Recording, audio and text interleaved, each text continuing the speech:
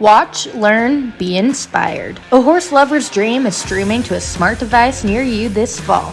Horse Week, brought to you by Boehringer Ingelheim, is coming October 3rd through the 9th, 2021.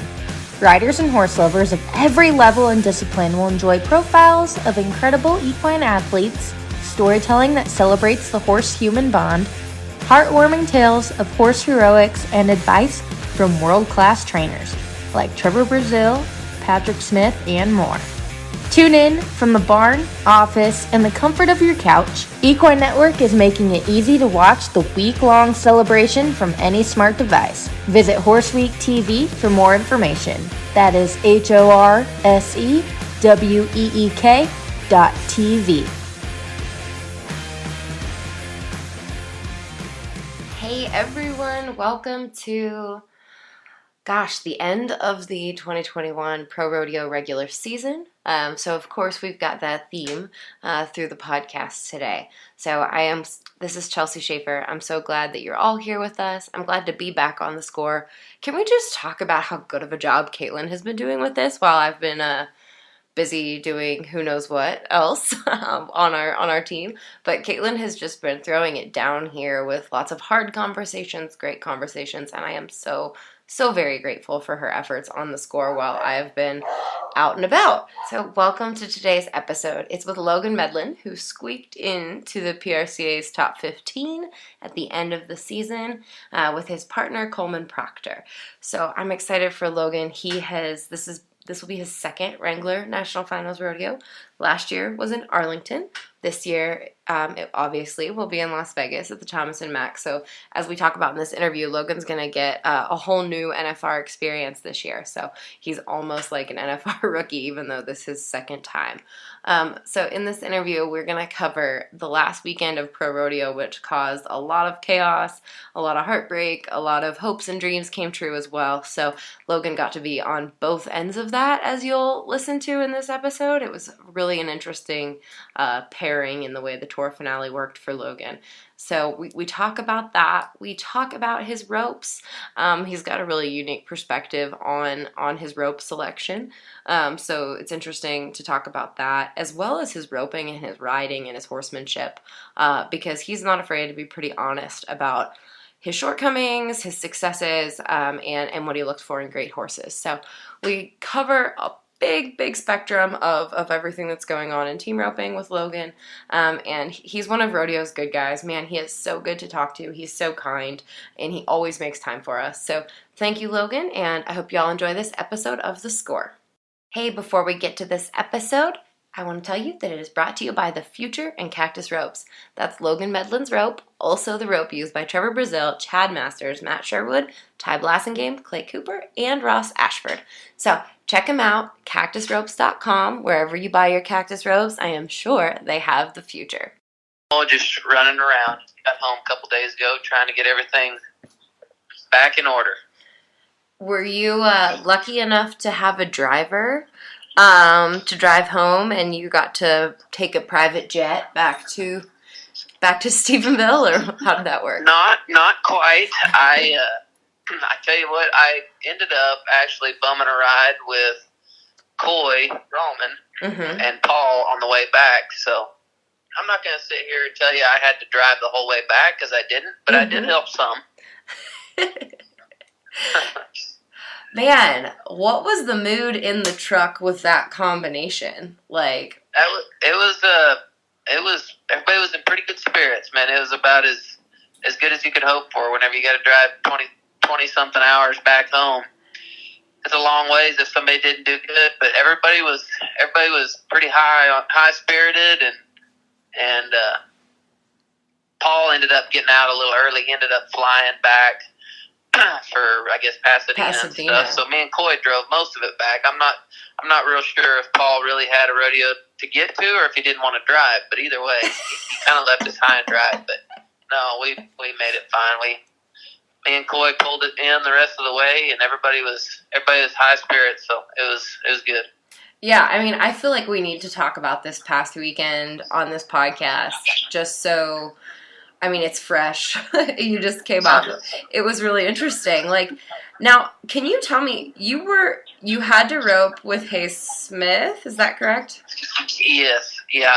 Coleman ended up 25th, and I was just barely in. I think I ended up 23rd, but we had different amount of points from earlier in the year. I had a little bit more money won than him, and a few more tour points also from the Dodge finals. And so there was a little bit of a chance. I didn't think it would happen. I really thought we would, both make it. I was planning on both of us making it easy, but man, I barely squeaked in, and he barely missed it, and so I roped with Hayes Smith. Hayes Smith's partner didn't make it either, and so I roped with him. And now Hayes, that was crazy for me. Such a strange dynamic, because Hayes is the person who could have bumped Coleman out of it, right? Right. Yes. It was kind of a tough spot. Every time that we caught at Salinas, it was making it harder on Coleman to make it. Yeah. But Coleman had. He was cool about it the whole time. He was just like, man, you just gotta do your job, and he was cool with it, and that's what I told Hayes before we kind of knew we were probably going to get paired up before the callbacks came out. When I realized that Coleman wasn't going to make it, I knew I was going to rope with Hayes. I told Hayes, I said, I promise you, I'm gonna be doing my best to catch every one of them I can behind you. And, whatever happens, whatever happens is meant to be. And yeah, every time we would place or catch at Salinas, it was kind of actually making it harder on Coleman. Yeah. To get in. So it's kind of a tough spot. Yeah, it really was. I was watching it thinking about how you must be feeling like I know you well enough to know you were going to give it 110%, but it had to make your stomach a little bit sick, or knowing it did. It was after every steer we'd run, I was happy because we were winning, making money, but at the same time, it's like I knew at the same time I was kind of making it harder on my partner to get in. But it all, hats off to Hayes. He did a good job. Kind of had an unfortunate deal there at Salinas, but I was just glad I wasn't the reason that somebody didn't make it. Yeah, for sure, absolutely. Now, how often were you talking to Coleman a lot through this last weekend? Were you guys in regular contact? Yeah, I actually had to. Well, I wrote my first one at Salinas Thursday night, and then I had to get on a plane early Friday morning, and I flew back for Amarillo, and I roped with Coleman at Amarillo Friday night, and then I drove with him and my dad. My dad brought our horses from Stephenville and met us at Amarillo, and after Amarillo, we all rode back to Stephenville, back to my house, and then I got on a plane first thing early Saturday morning and flew back to Salinas because I roped Saturday afternoon, and then Coleman was Saturday night at Stephenville, and so I was Saturday night after I roped at Salinas. I got in my room and I watched Stephenville, on my phone, and was trying to keep up with it, see what happened, and we were talking back and forth kind of all week. Yeah. And then I was supposed to heel for him at San Bernardino, but since I made the short round at Salinas, we didn't really know if that was going to make it too close. As it turned out, Taylor Santos he was a calf roper. He ended up making it, but he didn't know. It kind of depended on how he was going to do at Salinas, on if he was even going to try to fly to San Bernardino or not. And Coleman kind of wanted to get it, which I don't blame him. He wanted to get it nailed down and have a partner, for sure partner. If I wasn't going to be able to be there, he didn't want to get stuck with a bulldog or a calf roper having to heel for him last minute. And so Kyle Lockett was entered with Aaron Sinigini, and Sinigini didn't end up needing to go down there. So me and Sinigini drew out, and he got Kyle Lockett to heel for him. I heard that. I mean, don't tempt Sinigini with not having to leave Arizona, because that sounds like a good time to Syngenius to stay in Fort McDowell, so I'm sure there was no complaints there that he had to give up his partner. Thankful for Syngeni and everybody to kind of work with us, and it all worked out. I mean, I would have loved to have been there for my partner's last one of the year, but having Kyle Lockett back there is not a bad option. Well, and luckily it won't be his last one of the year because now you guys get to run 10 more. Exactly. Exactly. That's awesome. Yeah. Very, very exciting. And what a wait. I mean, it's funny. I was talking to the guys over the weekend as things were unraveling, and there was so much going on that there was, I don't know, I felt as if it were hard for us to report on all of it because of all of the intricacies that were happening. And if this happens, and if this happens, it's just like the night after, or like the day after round 9 when everybody's planning scenarios. That's what the bubble feels like. It was just such a... Right. Well, then there's split partnerships this year. There's a lot... Thank goodness you weren't one. That was exciting to not be split up going into the NFR, so it'll be fun. Yeah.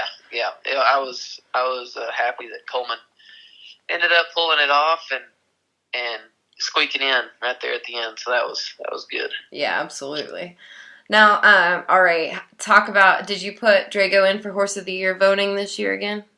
I did. You did? I wonder, who else, if Drago doesn't make it, what other hill horses impressed you this year? I tell you, he's always impressed me, but Travis Graves, Little Brown, Chip, that's such a cool horse. It is. He was a cool, I mean, he's been good for a long time. Even back, when Joseph had him, he was a good horse, and I think he's just even gotten better, the more solid and older he's got. I thought he stood out this year. Joseph always rides good horses. I mean, he never swings a leg over one that's not pretty cool. His bay looked good this year. I know he ended up riding his mare a little bit more down the stretch, but his bay's that's a cool horse.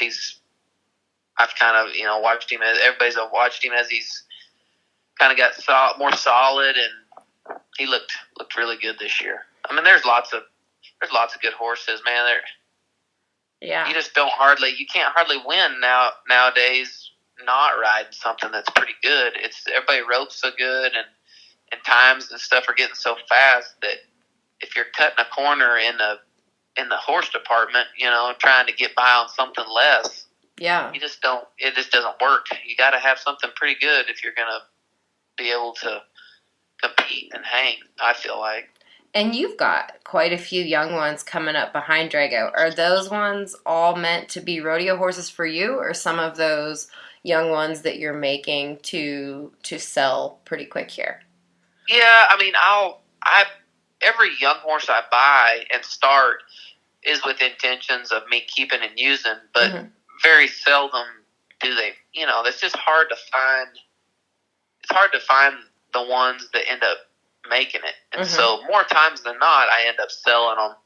But I do have the younger ones I've got right now are some of the better ones I've had in a long time, and I really do.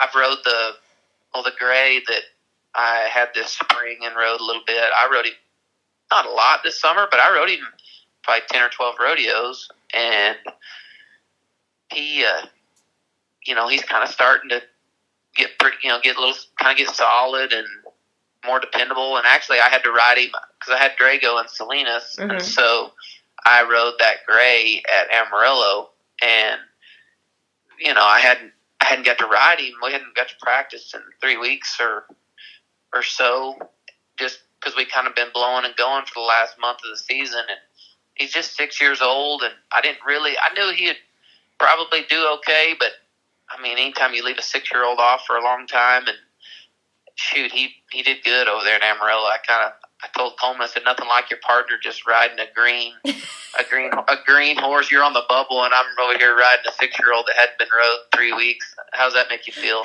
And he was all good about it. He said, man, I got all the confidence in the world. And he did a good job. I mean, Coleman laid him up for me. It wasn't like I had to, like my horse had to really make a really hard move or nothing like that. He did a good job.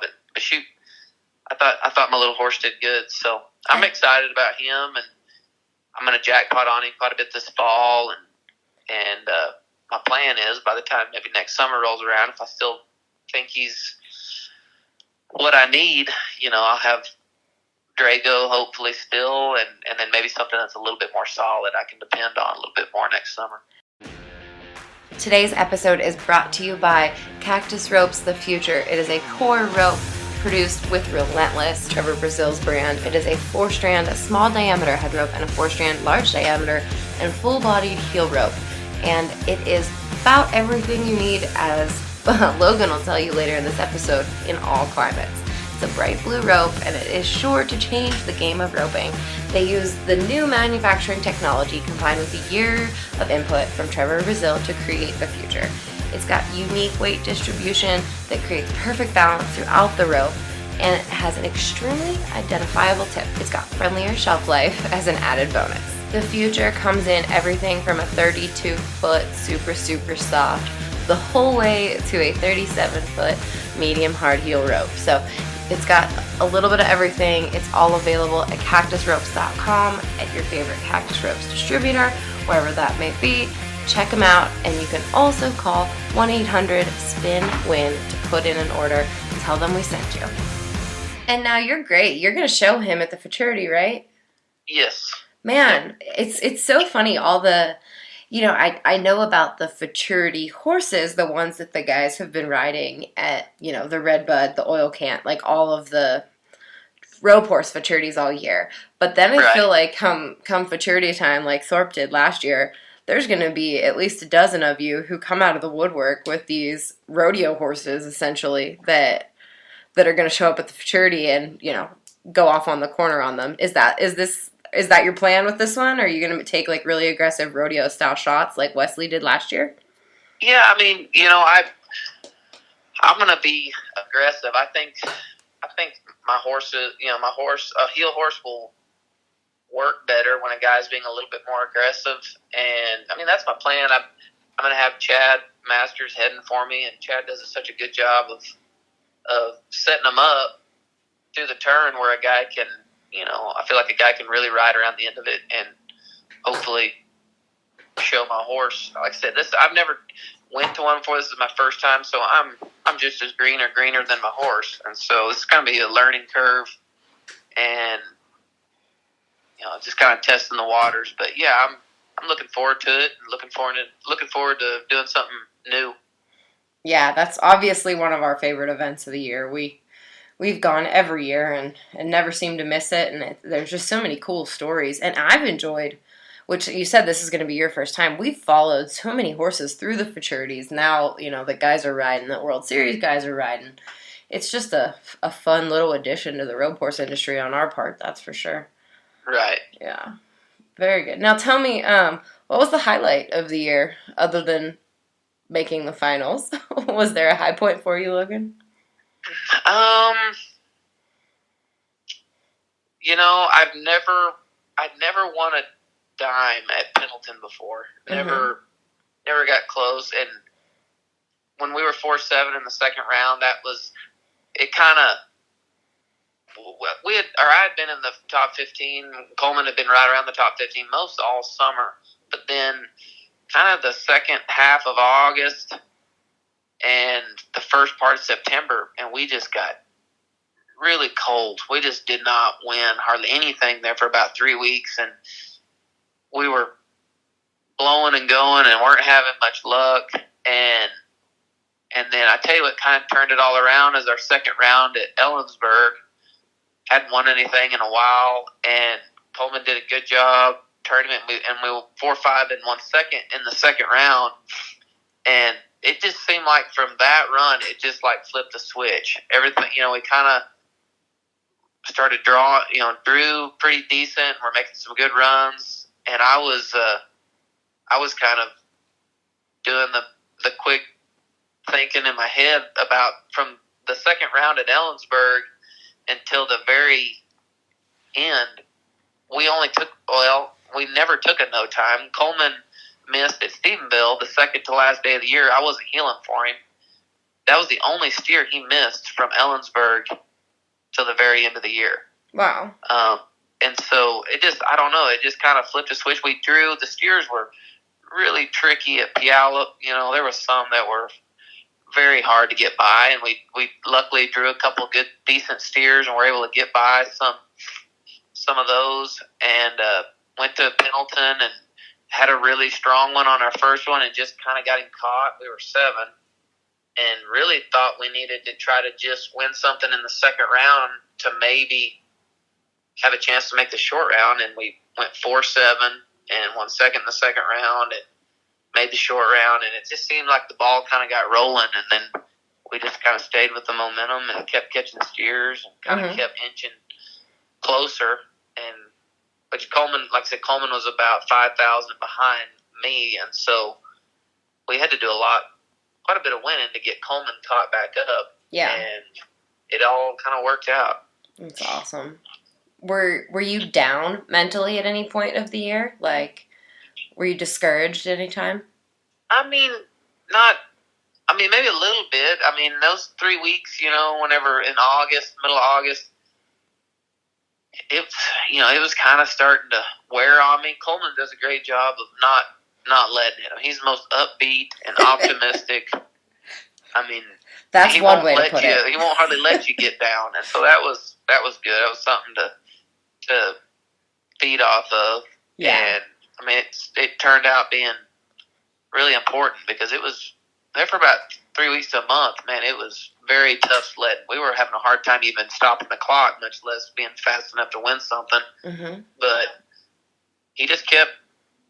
We were both quite a ways back, and he kept talking about how it's fixing to turn around. We're going to make the finals, and it was like there's a month left in the season, and we thought we needed to win 20 to 25,000 to make the finals. Is like, I'm not saying it can't happen, but son of a gun, it's going to have to really turn around from where we're at right now. And just kind of kept our head down, and Coleman just kept turning steers, and it kind of flipped a switch. And all worked out. Yeah, that's the definition of what you put out into the universe is what you attract. And so I'm glad that Coleman's, he's certainly a bright spot in my life. He makes me laugh. So I'm glad he was there. Yeah. That's wonderful. For sure. Now, Coleman told me, I talked to him for a little while yesterday just because it's been a while. And of course he had to tell me that, now that I finally won something, you decided to call, which was very unfair of him to say. But he told me that he's been riding one of Steph's barrel prospects. What's that horse? Can you tell me what that horse is like to heel behind? It must be pretty decent.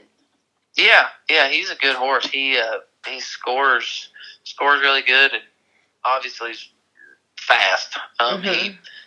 He does a good job of. It didn't never really feel like, even if some places that we had stronger steers,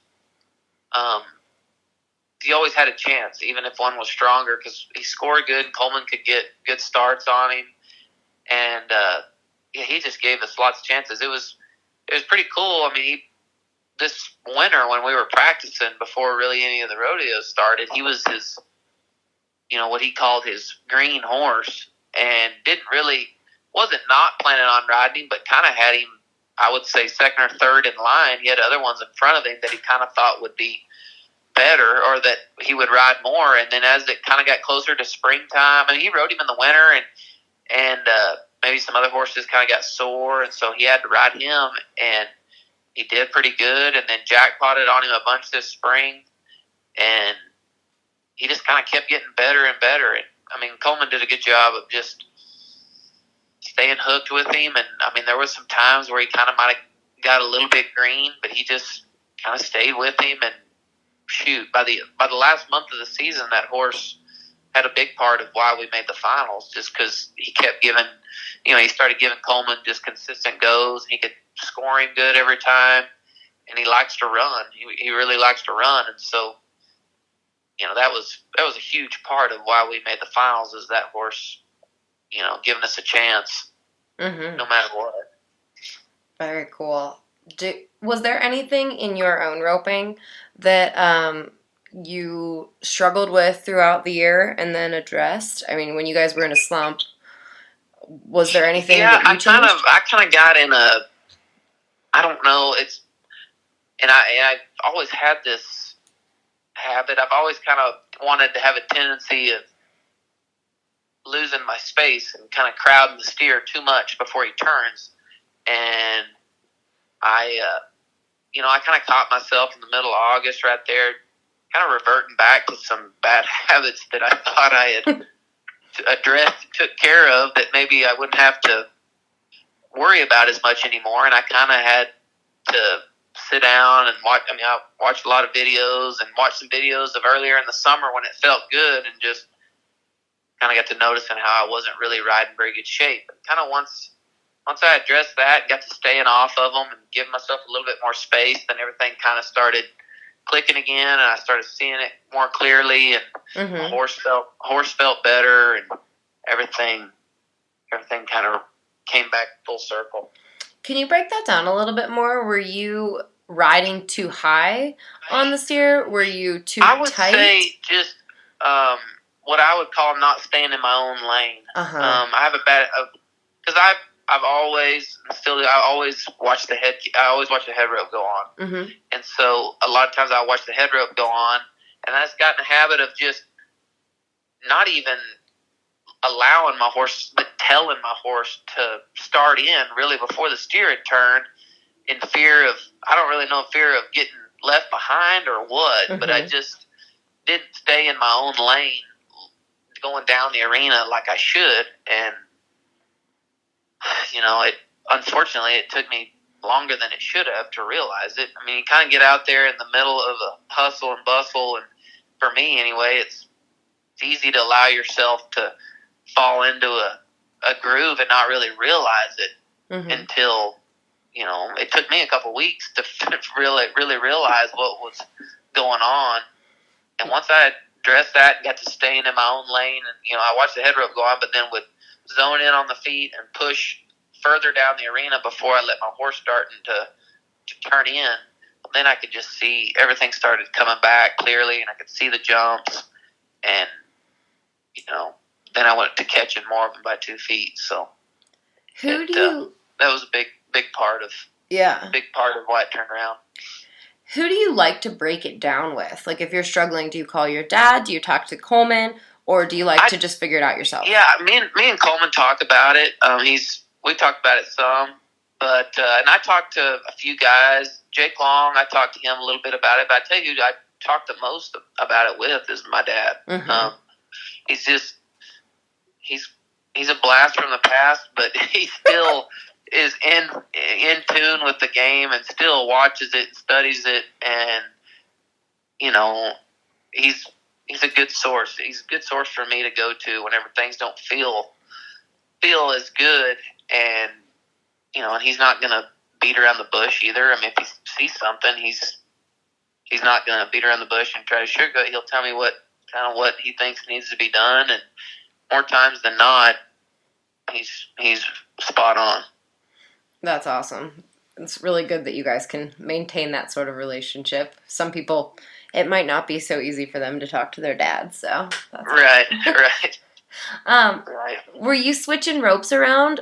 I think you told me you don't like to switch ropes, no matter the climate. I don't switch. I've got every single one of them is the same lay, same kind. I do not switch. There's too many things that can change. In my opinion, and for me, there are too many things that change in team roping and in a run. So if I can make one thing be the same every single time, I'm going to try to do my best to keep it the same. And what was that rope that got you there? The future, the cactus, the future, medium hard. Gotcha. Have they let you try out? I know we might be like breaking some rules or telling some secrets, but have they let you try the future, what do they call it? The all around or the future light that are to come this year? Try those? I have not tried any of those yet. They must just be giving those to the guys that are staying at home. Yeah, I guess they a couple times this summer had to send me some ropes, while I was out there, and he just usually in the fall and stuff when I get home and I'm getting a rope at home and more, he'll send me he'll send me different ropes and stuff he wants me to kind of use and test out or whatever. But I haven't. When I was out there in the heat of battle, I had every one of them was the same. That's funny. You're so different in that respect. You're one of the few people that tells me that. Yeah.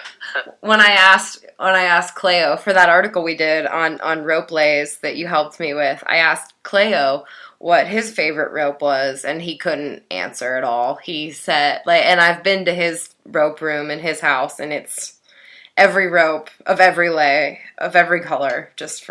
He's a rope junkie. And if he does it like that, then maybe I should do it like that, because if that's what Champ does, then maybe I need to change my ways. I need to do it like however he does it. Champ is so quiet and reserved that I feel as if people don't know. I don't know. We write about him every single month, but there was so much about Champ that I didn't know until I went to his place this summer, that his training and his riding, that's just so different. He's such an interesting cat. He's a master. All right. Now tell me, you said having ropes shipped all over the place. I feel like maybe roping fans don't exactly know how that works. I know I get boxes and boxes and boxes of ropes delivered to my house because I live between Greeley and Cheyenne. So the guys are always picking up ropes here. I'm like a shipping and receiving for team ropers.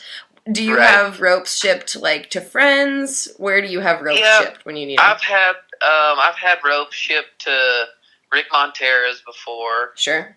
There at Greeley. I've had them shipped in the Northwest. I'll have them just sent right there to Riley's house, Riley Miners. Mm-hmm. And so I've got them shipped there.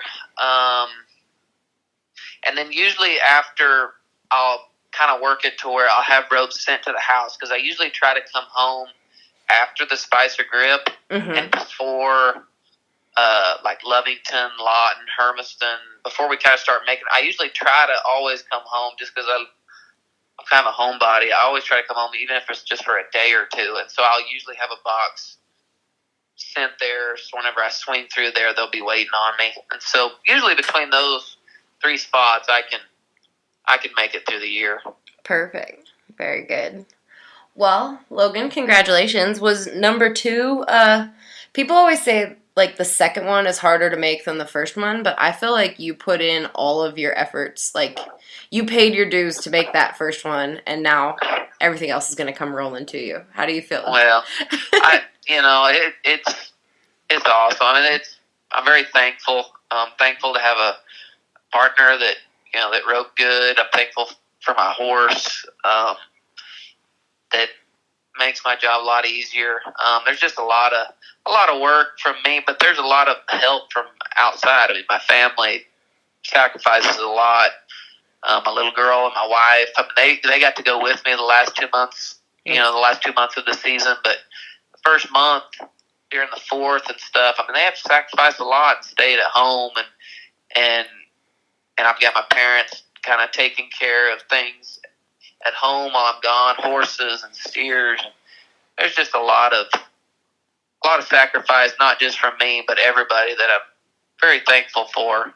And there's a lot of people that you say I paid my dues. There's a lot of people that have paid their dues and rode good enough, and things just kind of have to fall your way for you to make the finals. And there's a lot of guys that rode good enough that haven't made it, or didn't make it this year, or maybe never made it before, that rode really good, but things kind of have to go your way. And I will say this one maybe meant a little bit more.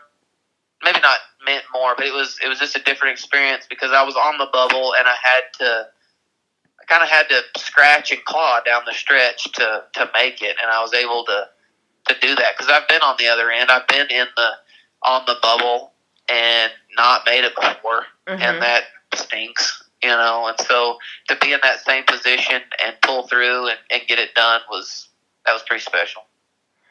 Oh, congratulations, Logan. I'm so happy for you. Good things happen to good people, and I am excited that you are one and that you're going back to Vegas. Well, I guess this will be your first NFR in Vegas.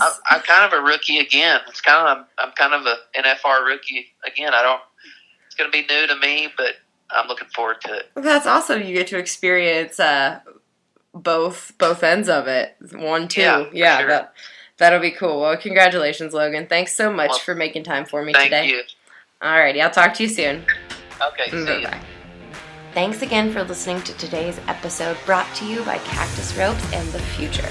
It is a 4-strand, small diameter head rope, a 4-strand, large diameter, and full-bodied heel rope.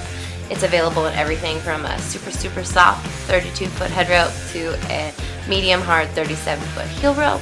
It's used by Trevor Brazil, Chad Masters, Matt Sherwood, Ty Blasingame, Clay Cooper, Logan Medlin, and Ross Ashford. It is a bright blue rope, and you will not miss it. CactusRopes.com, 1-800-SPIN-WIN. Thank you so much to Katie and Barry and the crew at Cactus Ropes for being with us all these years. We so appreciate your partnership.